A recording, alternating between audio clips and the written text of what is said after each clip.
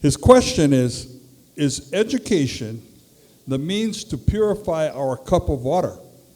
Or do we need to throw out the cup and make a new source of water? Wow, that's pretty deep. Okay. Excellent question. First thing I always tell is that when you drink the fresh water or the clean water, it's not just simply getting your dirty cup and pouring in the clean water. Because what happens when you mix fresh water with dirty water? You still get dirty water. So part of it for me, of course, is realizing, the first step is to realizing it is dirty water. So it's always the first step. Because again, if it's all you think is, if you think that's all you've been trained to drink all this time, you're not going to even know what clean water is. So obviously, it's also understanding that, for many of us, it's not that simple. You cannot just get rid of the dirty water too, especially if that's the only water you can drink, especially if that's the only water you know how to drink. But let me just go from the water, go to something else. I remember Soli Niheo, for example. Kie Niheo, one of my tutors, I guess I should call him. I don't know. But, he used to have this saying where he said, you cannot feed babies steak. You cannot feed babies steak. What the hell was that meaning? And in Hawaiian, the word for steak is i'o, which is like oya i'o, the truth. And what he meant was, you cannot just go to somebody like a baby, meaning, somebody that doesn't have the recognition, doesn't have the knowledge, perhaps doesn't have the depth of understanding. And you cannot just pour all this information onto that person at one time. Just like steak. You cannot just take a piece of steak and feed it to a baby. Yeah, how do we feed a baby? You chew it a bit. Yeah, mana I take a little bit of piece, I chew them. And you put just a little bit. Because if you put too much, what happens? They choke. So the same thing with truth or education. So the key of education is it's not just knowing the truth. The key of education is understanding how to feed that person. And the person can only absorb as much as they can absorb at that point. So when you introduce someone to this fresh water, it's not about pouring the whole water into their mouth at one time. See, my thing is just, they get the dirty water, I just give them a little sip. And for the first time, they just have a little sip, and it's just that, oh, that tastes pretty good. And for the first time, they're going to start to realize there's a difference between that so-called clean, fresh water and that dirty water. Because up until that time, the dirty water was the only water they understood. So for me, when I think about education, and I appreciate that question, because that's the kind of philosophical questions we got to look at. All our people, all of us here, when I grew up, my education, high school, I remember taking modern history of Hawaii. When they got to the chapter about the overthrow, as I tell the story, it was something like 2 pages where the overthrow happened, there was some kind of revolution, the queen would cry, and that was it. That was the history. That was it.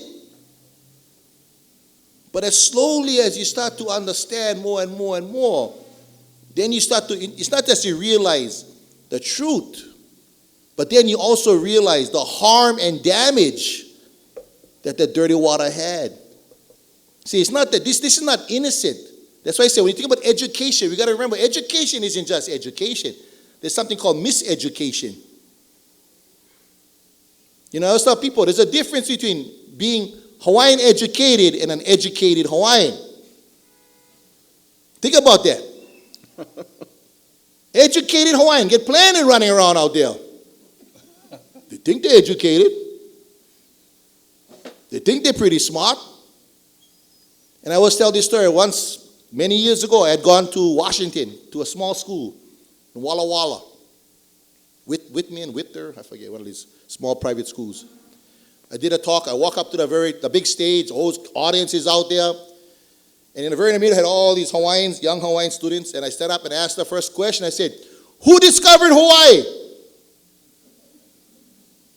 Oh, this good-looking, big Hawaiian guy stand up, boy. Captain Cook, 1778. And I say, what school you graduated from? Kamehameha. See, that's an educated Hawaiian. Meaning, yes, he's educated, but he's not educated with the truth. He has been miseducated. That's not his fault. But the point I'm trying to get at is that it's not that simple. You see, it's not a very just a simple process.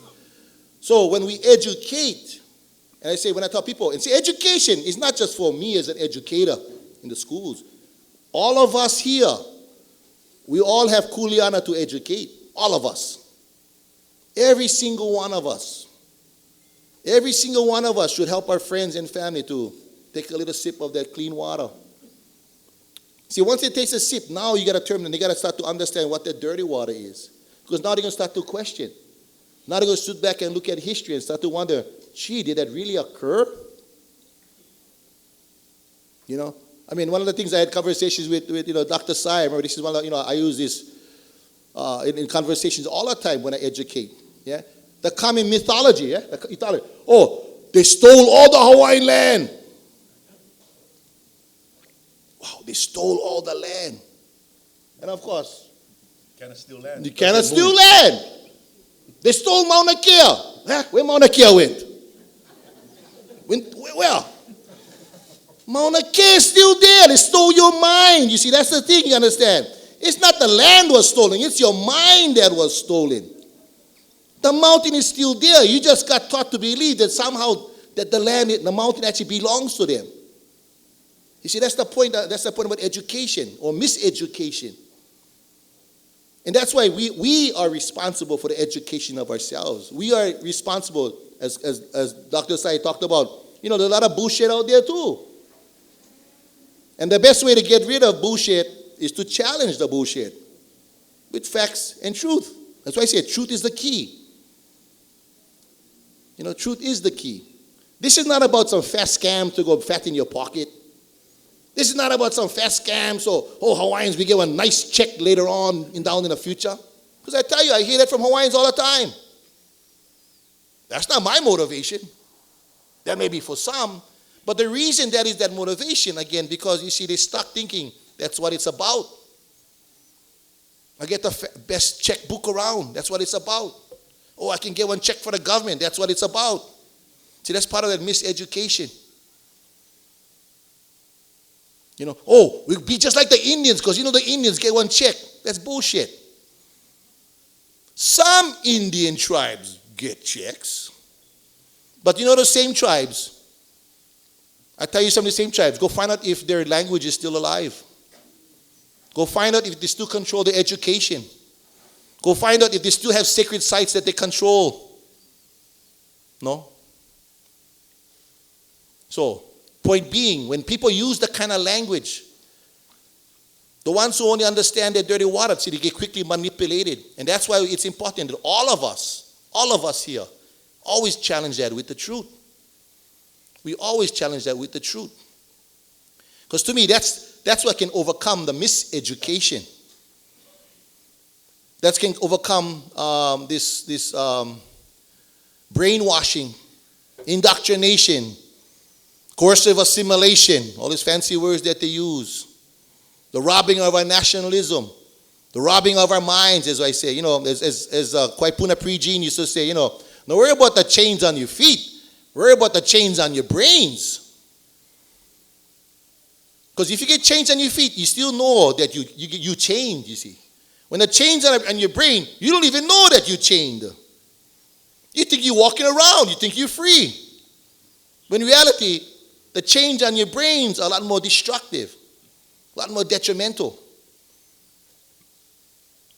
So when we look at education, going back to, I forget the exact metaphor that was used, but to me, all that ideas, yeah? Do we have to have a clean cup, a new cup? Should we look at maybe even get another water out there? I don't even know that. I say drinking this water. I think this is the clean water.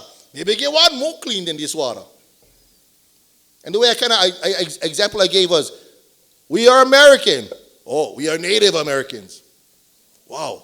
We wasn't never even Native Americans. Because you see, that's the conversation going on right now. And I just add with this last. one of the organizations that was just set up, Yell Pune. I don't know, maybe you guys heard. Most of us never been here. $2.9 million of OHA's money thrown to these guys. 2 weeks ago, I went to sit on a panel discussion, debate on Insights, PBS. And when I spoke to the producers, and I said, well, who's on this panel? And they said, well, they were trying to get a representative from Yell Pune to sit on the panel. And I said, oh, right. I was all excited. I was like, oh, I'm going to finally get it on with these guys. And then the producer called me back and said, oh, well, they said no. I said, they said no? They're about to launch this whole supposed nation building thing. You know what the response was? They're not ready. They're not ready for sit on one table to discuss with other Hawaiians now on a table. But they're ready for move forward with nation building. See, that tells you something. And I'm going to tell the truth. I sat with the CEO from OHA. And I asked him the question when this came down. And I told him, if you tell me that's the best 4 guys. See, that day we thought I had 4. Now we find out get 5. And I tell him, in fact, the first question I asked is, tell me who these 4 people are. Explain to me who they are. And he went, okay, one is Sam, it's from a Luna Lilo home. And you get Namu'o, that's the wife of, Clyde Namu'o. And then the third and fourth, he couldn't even tell me the names of the other 2. That's the truth. That is the truth. And I told him, you mean to say that's the best 4 guys you get out there? And I told him straight, he said, that's the best 4 guys you get out, that's up to you, but now it's on you. Because I never heard of these people before. I've never worked with these people before. And I'm pretty good about being in our community. And yet, the response was, wow, that's the good thing about these guys because they never worked politics before. And my response was, if I go jump on this canoe, and I'm going to bring my whole family on this canoe, I like the freaking best navigators on this canoe. I'm going to take my kids and family on a canoe with people that never sailed before. Because when I'm on the canoe, if Nainoa Thompson tells me, Kaleikoa, jump off the canoe, I jump off the canoe. But if I jump on this canoe with a guy that never sailed before, and he tells me, Kaleikoa, jump off the canoe, freak you. This is called mutiny. I'm taking over this freaking canoe. And that's what I told him. That is exactly what's going to happen. See, that's education. My point is, this is, and I keep on saying, you know why they're doing that? Why is this occurring? Because this is going on. I want you guys to understand. That's what they call reactionary politics. They are reacting to what's going on in the community. They're not doing this because, finally they decide. No, they're doing this because the powers to be need to protect their interests. You know the bankers? You know those who benefit of oppression? You know those who benefit off the monies that's getting off of lands like Haleakala and Mauna Kea? Those are the ones that are freaking out. And they say, we better go make up this Hawaiian nation fast. Give them some free t-shirts, sign your name up. And maybe, brothers, you guys can get 1 checks and go pretend like you Indians too. Now, the sad thing, many of our people still at this stage. And I don't say it's their fault. I say it's our fault. Because, you see, those who oppress us, I know they're going to do whatever it takes to keep on oppressing us. That's their nature. The greedy want to keep on being paid, and they're going to keep on being greedy. But it's up to us, all of us here, to teach our own, to tell them the truth. And sometimes not easy, because our people, they get so used to drinking that dirty water. That's all they can think about. All they can think about is cashing the check, going to Las Vegas and having a good time. Drink a couple beers at the beach, catch a tan, play the ukulele. That's it. And that's the state of mind of many of our people. But it's not their fault. They have been miseducated and put into this situation, robbed of their identity. This educational or miseducational system purposely destroyed the minds of our people with the goal of controlling the resources of our people. That's what it's about. But if miseducation was the key to destroy, I know truth in education is the key to remove those chains. See, before you can take the chains off the brains, you got to realize you get the chains on the brains. And all of us, I get chains on my brains. Nobody here is hemolele. Nobody here is perfect. Nobody here has walked a perfect path. But we try our best. And one of the things I always say, I don't think any one of us get the right answer. Nobody get the right answer. But all of us together get the answer. You know, how do you become great sailors on this canoe? You sail. You practice. You get on the canoe. You learn. You listen to those who've sailed before. You don't listen to a guy who never sailed before start telling you what to do on the canoe. See, that's the same when I look at this voyage where we're heading. You know, what's happening for our people? We're getting ready to go on this voyage again. It's only recently that most of us realize that, hey, we get one canoe. We don't need to hang on this rubber tube raft out here all this time, clinging on to the Titanic or wherever that dead ship is going. That we have our own canoe. And before we can sail our own canoe, we got to realize that is our canoe. And once you realize that is our canoe, we're going to realize our people used to sail that canoe. And if they could sail that canoe before, damn well we can sail that canoe again. Yeah, we should put the best and brightest on top of that canoe to lead us where we need to go. Yeah, so, you know, just to end with that, the last thing I just want to add with that is, you know, with the idea of the clean water, I always say, you know how we overcome this? We increase our numbers. It's simple. Mathematics. Was 2. I mean, can't remember the days. I used to use the word occupation. I never know what the hell that word meant. But sounded good politically. And then I learned from brother. And now I use the word very intelligent. I know what it means. And then I teach the next brother. I teach my students. And they start to use them. Next thing, everybody's starting to use them. Not a freaking ex-governor even uses it. But see, the truth cannot go away. That's my point. It's multiplying. It's exponentially. It's going on. So those who are afraid of words like occupation, they're going to fight like hell to make us somehow believe that we should be happy to be these Native Americans somehow, incorporated in some way, to make up this fantasy fake history. Because we've never been a tribe. Never. We've never been this fake, native to America. Frick, we're thousands of miles from California. Very simple. Yeah, so as we go on this journey, just end by saying, you know, we all work together. And whatever means you have to share and teach, we share. You know, those who can, you can. Those who cannot, help somebody who can. There's all different ways that we can support. There's all different ways we can share. There's all different ways we can, push this canoe forward. You know, those who can paddle, pick up the canoe and start paddling. Those who cannot paddle, well, help the brother get a paddle. Help a sister learn to paddle. Yes, because it's going to take everybody working together in this journey. So, pick up the paddle. Hoi kawa.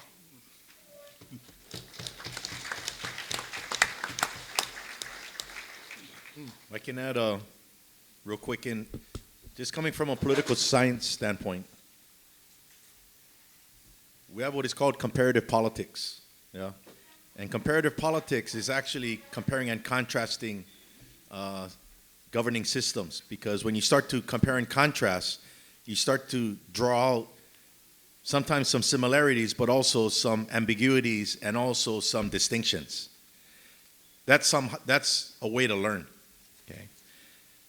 Another way in looking at this is clean water, as Kaleikoa is saying, is the truth.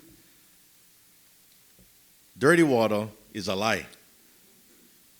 In order to appreciate the truth, you got to experience the lie. If all you knew was light, light, how you know that's not darkness? And once you see darkness, you realize that's not light. But now you know what is light because you can compare and contrast it to darkness. So you always have to have that balance. It's not to say all I know is the truth. To me, that's shallow. You got to know the truth, because what got you to know the truth was you heard a lie. That's the key. So when people start to talk about things, you can actually start to spot, oh, that brother's talking dirty water, because I know the truth. And sometimes you don't need to get the guy to stop drinking water, because if he wants to drink dirty water, let him drink dirty water. But he ain't going to force me drinking dirty water. And he's not going to force my kids to drink dirty water. And if he forces people to drink dirty water, that could be a war crime. I'm going to come after him and take him down. It's called denationalization. So it's good to know both sides of the stories, not just one side. So when I was saying how you stop a con, know the con. Spot it. Don't feed it. It's like, it's all good, bro. Walk away. Because you know he's full of it. And don't be fooled that Native Hawaiians tell the truth all the time. Because we are the very good storytellers that tell lies as if it's the truth. We have to accept that. But it's okay, Thank you for telling me the lie, because now I really appreciate the truth. And I see where you're getting your money from. And I see what you're doing. But now I'm going to use that against you. So be careful what you do now, because now I know. I know the scam. Now the question is, how do I enforce it? How do I hold you accountable? So with everything about kuleana, responsibility, there's always accountability. Kuleana is not one-sided. It's balanced off with accountability. If you don't hold somebody accountable, when they're a young kid, they grow up to be a punk because they never got cracked to taste the accountability. And then when they get older, they're not held accountable. Oh, they talk with total disrespect. They write things on the internet. They act like Napoleon. They got diarrhea of the fingers. What they don't realize is that dirty water, they can be held accountable because that's called libel and slander. Now you're going down. See, these kind of things, we got to understand what goes on with education. And we have to be careful how we approach things. Sometimes people think they know everything. They like be dantaran. And then it crashes. And it's okay for that person to crash. But all the people who believed in that person who crashed, that one crash took down 20 families. So education is important, very important. But as Kaleikoa said, there's also miseducation. There's also agendas. Yeah? There's also ideologies. And a lot of times when you track the money, you can see where that ideology is coming from. Just follow the money. Okay? So it's good to know dirty water. Just don't drink it so you can appreciate the clean water.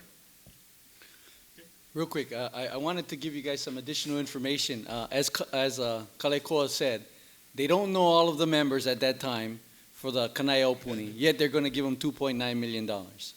Okay, what we also should be aware of, and I said this the last time, but I don't think we got to keep saying it so that we have this information. What also is part of that agreement is an indemnification agreement between Yell Pune and OHA, the OHA trustees. That means that if Yell Pune gets sued or these members get sued because someone's challenging this nation building, OHA's going to foot the bill for that lawsuit. Now, we know that lawsuit is coming, and I can give you an indication. My good brother, Foster Ampong, of course, his name and many of our names are on that list of Kanaio Luvalu and was obtained without his consent. We have many people like that.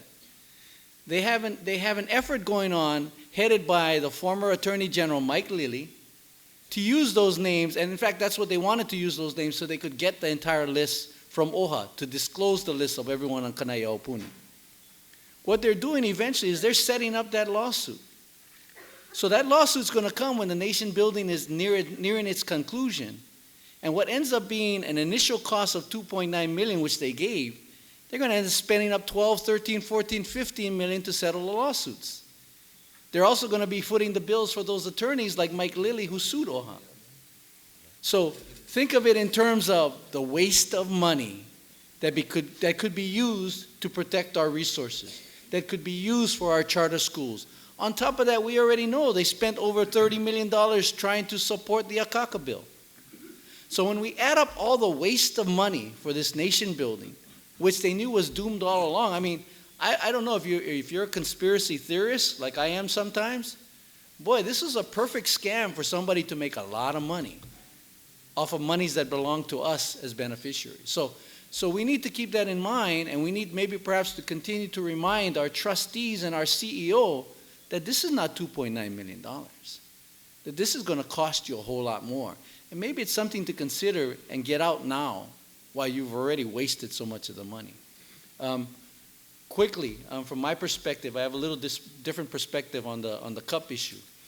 Maybe perhaps what we need to do is end the prolonged occupation, get the occupier out, control our waters, clean out our streams, and use our ipu and our apu to collect the water. So that's my perspective on things. Okay. Mahalo. Next question I have is, how can Nā Kupa o Hawaii or o Maui take direct action? For example, how can we develop specific schedules of direct action? How to publicize and organize activities such as blockading the transport of equipment and material that is supposed to go up to Haleakala. And I'm going to let Kaho'okahi give his mana'o on that. And Kaleikoa. I don't know if I really have an answer to that question. I think, kind of like what Kaleikoa said, it's really, I cannot tell you guys what to do. You know, every group of people works differently together. You know, you have a group of 20 people, you switch out 6, you're working with a whole different group at that point. So, we're talking different islands. All I can say is to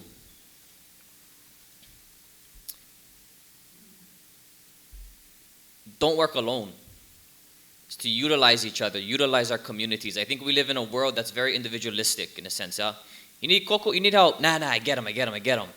5 seconds after you say you get him, you think, I should have said, yeah, I need cocoa. I could finish this project in 1 hour instead of 4. But we have that kind of mindset, I think, or we live in that system where we all, in a sense, malam our own kuleana, we all take care of our own stuff. But I think we need to get back to a community system, a system of working together. And so I'll talk about Mauna Kea, June 24th, the last mass arrest up there for attempted construction. I never put out a public call. I never sent out a blast on Facebook or a press release saying, everybody come together and meet at this time, let's do this, let's do this, let's do that. TMT kind of did that by saying we went up the Mauna on this day. But there was no public call. It was simply people seeing there's some heva that's about to happen. I know the truth. They're trying to perpetuate a lie, and I'm going to do something about it. And we just work together. That's it. I think it's about finding a common purpose. And if we all want to malam our aina, then we're going to do everything we can to work together to make sure we accomplish that. But if we all get different agendas, we all get different goals, then we're not going to be able to work together. So really, I think it's just about finding that common goal, that common desire, that common thing that is greater than any one individual or any group. And from there, you'll humble yourself, and you realize that there's something much greater for you. You need to cast aside your personal feelings sometimes, your personal agendas, for what's better for the larger group, for the community, for the aina, for our lahui. So really, find what we care about. And we know that. Right now, Haleakala and Maui. And you guys are doing a pretty good, we got people, it's growing. And so we just ho'omau. But specific answer, I think, we can separate the room into 3 different groups. And we probably come up with 7 different answers. So just work together, find that common ground, and always put that that ultimate goal above yourself. Okay, Kaleikoa. First of all, if you don't know any information or history or what the struggle of Haleakala is about, I think that's the first step to kind of understand what is going on, what has been going on. You can search out and talk to organizers of Kilo Haleakala, who's really been the the longest in regards to the struggle, the forefront of the court cases. Or on Facebook, I know you can follow up with Trinette Furtado and with Kale and others, and sorry, my brain. Tiare, what's her last name? Lawrence is another one who also is organizers. Like I said, I myself was just a soldier in this particular struggle. But we do know next month another convoy is set to leave. And so right now we're talking, organizing, trying to figure out the best way in which we can prevent that from happening.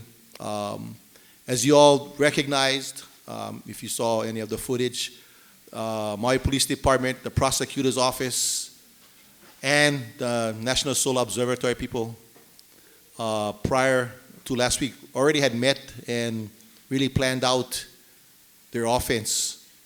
And one of the things about their offense was they were coming very, very hard. And in fact, if you look at what happened that night, that's probably the largest, as I recall, largest Maui police presence I've seen in a long time, especially in Hawaiian issues, which also tells you they're afraid.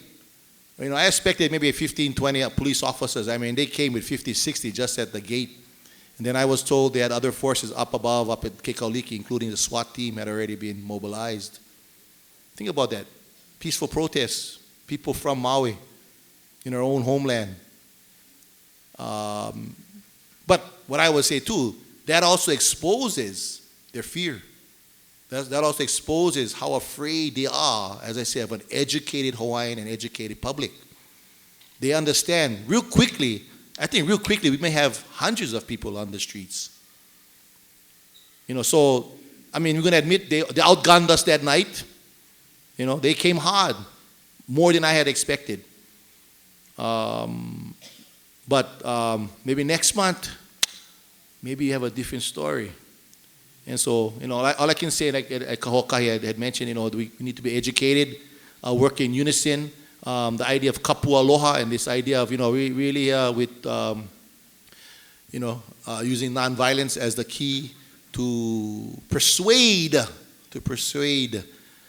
the National Solar Observatory folks from continuing on this project. And in fact, I always say it's really about them recognizing our people as human beings and the rights to our humanity and the rights to human rights to that mountain. And so, you know, with that, yeah, education is the key.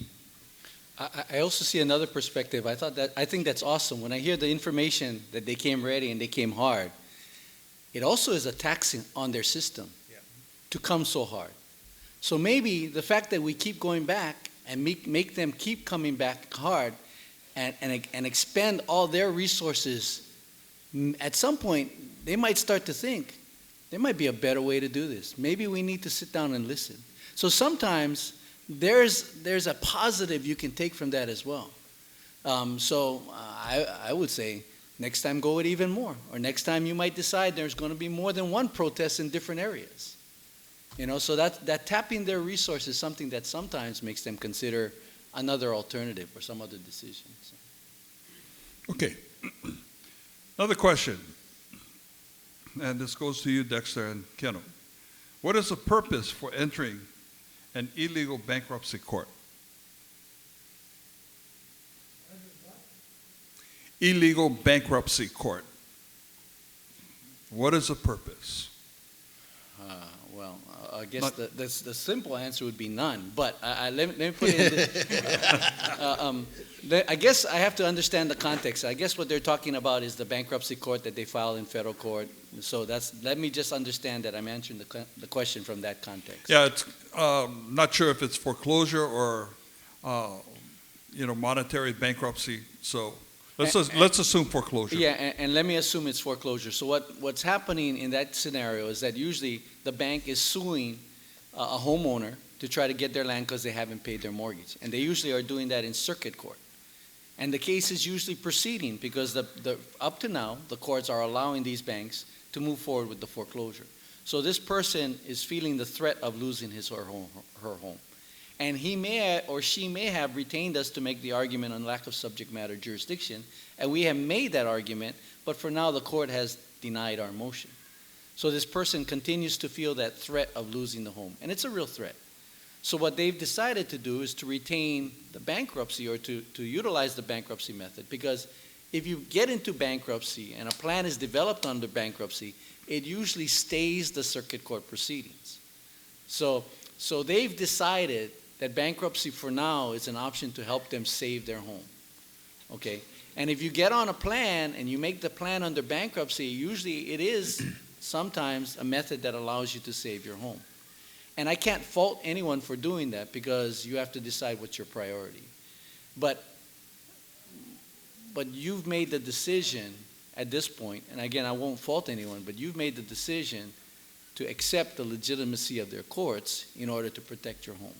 Again, I can't fault someone for doing that, but if you ask me, I'm saying, well, for me, to legitimize their authority is not worth it. But it's easy for me to say, so you have to understand that's where I'm coming from. So. Well, as far as what everybody's going through, I call it survival mode. It's just survival mode. And the ones that are in foreclosures, whether they know it or not, they actually got title insurance to pay off the debt that the bank's supposed to file the claim, but they don't, and they go after the home, and people get railroaded. Even though you go to escrow, you're required by the bank to buy the title insurance in case something's wrong with the title to pay off the debt. That's a racket. That's why everybody goes to escrow to get title insurance. And before they get title insurance, you got to get a title report done to show that there's a clear title, but kind of hard when 1893 is in there. So they only go back like 3 conveyances. But say the title's good. So it's fraud. You know, Switzerland is now dealing with Joseph Ackerman, that's CEO of Deutsche Bank, for fraud and pillaging. So when somebody pillages someone's home like a bank, that doesn't mean they own it. It's called theft. What comes out of that is restitution and reparations because you now have a victim. That's how it's supposed to work. So as far as going to bankruptcy, it's called survival mode because you got to protect your family. Family's supposed to be number one. What do you do when somebody's coming after you with a hammer? Survival mode, you know? So the thing about strategy and tactics, this is my take on it as a former officer. Strategy is the end game. Tactics is how you engage toe-to-toe. Strategy never changes. It cannot, because there goes your plan, but how you fight changes. Tactics always get adjusted, and you don't know how to apply a particular tactical move without knowing somebody else's tactical move and you saw whether it worked or not, or you may have to do it yourself, but you keep adjusting. Never look at a battle as if it's one-dimensional. You know, and I'll give you an example. In Maui, since we're here, there was a major battle with the Alapa Regiment. Kaikili knew that the Alapa Regiment was a kick-ass unit from Kalaneopu'u. Okay? So when the Hawaii Island Chiefs was out by Keanai side, Hana, because that's all Big Island, that was their area, they would head out and start invading, and they come to the Wailuku Plains. And I remember this strategy that was done by Kaikili. He basically lines the troops up, and he knows he's taking on these heavy hitters, and he cannot go toe-to-toe with them. So the instructions, from what I understand, he gave to his men was whoever gets hit with the Lapa Regiment, hit and withdraw, hit and withdraw, and try to get the Alapa Regiment feel that they got you on the run. And then they separate from their supply and they keep going. What they didn't realize was there was a net that was coming around. It was a flanking movement. When they say Kamehameha was proficient at the flanking movement, that's not true. It was actually Kaikili. It was Kamehameha that learned from Kaikili how to deal with the flanking movement. That's called the wings coming around. So when you have people getting hurt tactically, the decision is hit, run, hit, run. Let them think you got them on the run, not realizing you got liability coming around that's going to close the net. So there's so many different ways of looking at a fight. And if somebody looks at a fight one-dimensional, he's going to lose because he's really not a fighter. He's only being told what to do. When somebody understands the bigger scheme of the game, that's when they have an idea of that their position and what they're doing has a greater benefit for something bigger, meaning it's a bigger battle plan. Yeah. So we've been in an engagement where they actually think they got us on the run. What they don't realize is the international community is doing a flanking movement. That's what's happening. So everybody has their part, and I don't like to see people get arrested because I used to do that. Well, not that I used to do that, but I got arrested too. I guess everybody got to say, oh, I got Everybody arrested. got arrested. Except Dexter. Except Dexter. He's our attorney. But I'll volunteer though. You know, back in 1997, when we're coming up with the truth, was Kaleikoa knows about this one. So we're talking about title insurance, titles, everything. And the title companies was going berserk with the title insurance companies. It was all over the front page newspaper a few times. If you go back and Google Keanu Sai, oh, perfect title, everything popping up. What a lot of people didn't realize is we was talking to a lot of people. We weren't operating in a vacuum. So we attended a panel discussion that was put on by the Hawaii Developers Council, realtors, at the Hawaii Prince Hotel in Waikiki.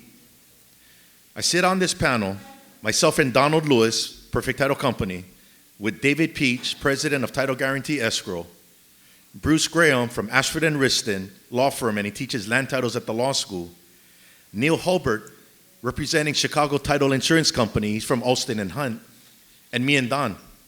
And we go on Bank of Hawaii attorney to moderate. We had one slide projector showing everything. We're showing deeds, crossed out, handwritten in, Sanford B. Dole. That's a trader. That's not a head of state. We're showing all this stuff, and we're showing native tenant rights. Native tenant rights are still in the land. That's why deeds have reserving the rights of native tenants. It comes from 1848. Okay? So we're showing all this stuff. We're showing to get title insurance. That's what it covers. Everybody in the audience, 500 people was there. 500. You could hear a pin drop. They walked out like, oh my God, this is for real. They thought we were sovereignty activists.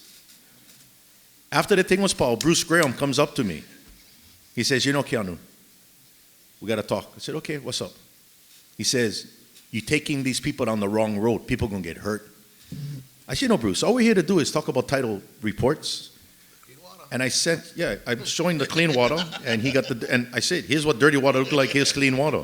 And it's all from the public records, Bureau of Conveyances, court records, just like what every other title abstractor goes to look for.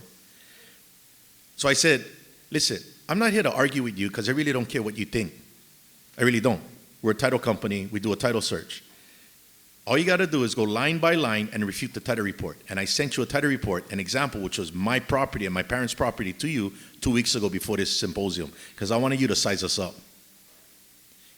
I said, all you got to do is go line by line, refute it. He says, I did, and I can't refute it. He said, it is historically and factually correct. Because it's all from the Bureau of Conveyances. It's just a chain of title. Notary problem, overthrow. And he says, so I said, what's the problem then? He goes, well, America's here, and that's just the way it is. So I said, gee, I didn't know America is involved with title insurance. It's not about America. It's title insurance. You're talking this place is going to go bankrupt.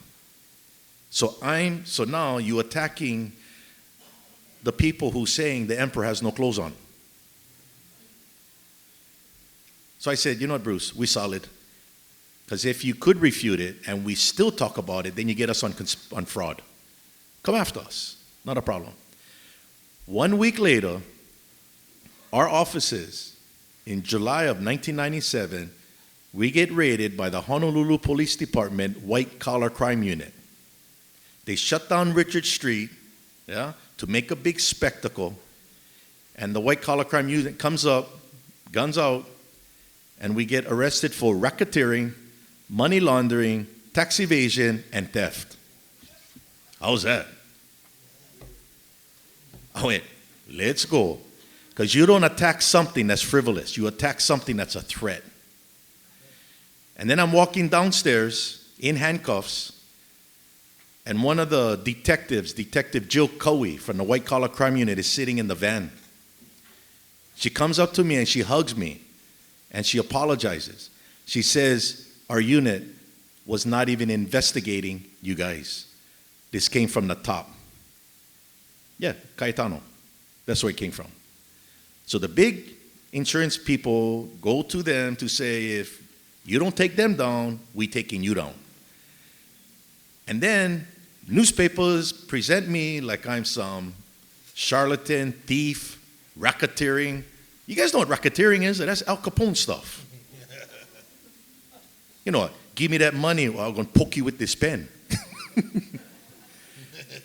But they spread it. Then they cannot get these charges substantiated, but it's all over the news. Go Google Keanu side. And then they get us on grand jury indictment. Attempted theft of land. We attempted to steal land by doing a title report. And they used the value of the land, the home, which was over $10,000, because it was like $200,000, to say it was a Class B felony. The land doesn't move. And I told him, I said, real estate is not the subject of larceny. Look, it's in your rules. What did you do? Arrest me for attempted theft? You found dirt in my pockets? I attempted to steal the land? You can't steal land. Period. Why didn't you get me on conspiracy and fraud? Cannot, because we were saying the truth. And it's all documented. So I experienced what goes on there. And I don't encourage people to go get arrested, because right now I'm a convicted felon of a trumped up charge by the state of Hawaii that doesn't exist.